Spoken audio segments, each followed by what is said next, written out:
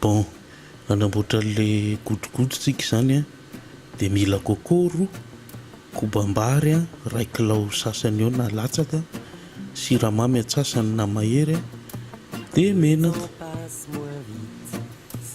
Dia hitantsika amin'ny sary miandalana eo ihany izy zany. Io zao ny coco roa sy kobam-bary a. Reo izy rehefa avy rapena ny coco, sady manamboatra caramel ihany a. Fiazana tsara ny coco amin'ny rano mangotraka, tamizena tokony azahoana le 2 litatra sasany eo a. Dia avy eo afangaro ny koba sy ny ranona coco, izay vao arotsaka ny caramel, anomezana loko azy fotsiny iny.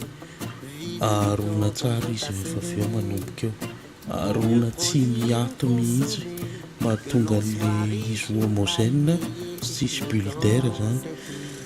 Dia avy eo izy rehefa manomboka matavitavy ny koba dia rarahana menaka, aridinao ny menaka tokony 3 sotro be mandoatra vary eo.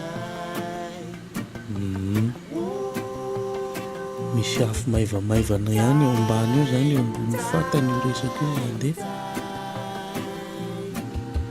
Dia arona izy, arona mandra-pahazahoana an'iny paty maditidity iny. Dia tsy mitsahatra mihitsy miaro azy zany, eo ny tena asany fa fiarona azy tsy mijanona mihitsy. Rehefa vita iny nahazo tsara dia rarahana menaka ny eo ambony dia lalorina lemy tsara, satria ny fanamasahana azy zany avy eo ambony ny afo, fa ao ambany eo tsy hisy afo intsony fa efa le hafanana tamin'ny andrahoana azy no mijanona ao.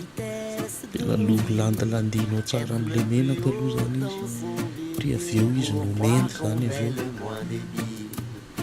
Rehefa vitanao tsara izay rehetrarehetra izay, asorinao eo ambonin'ny afo, dia avadika ny takobilany asiana an'ilay vainafo tao ambany rehetrarehetra tao a, dia ataingina izy.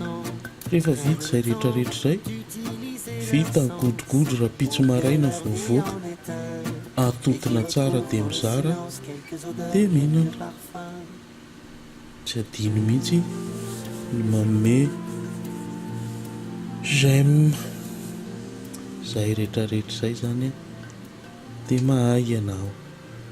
Bye bye.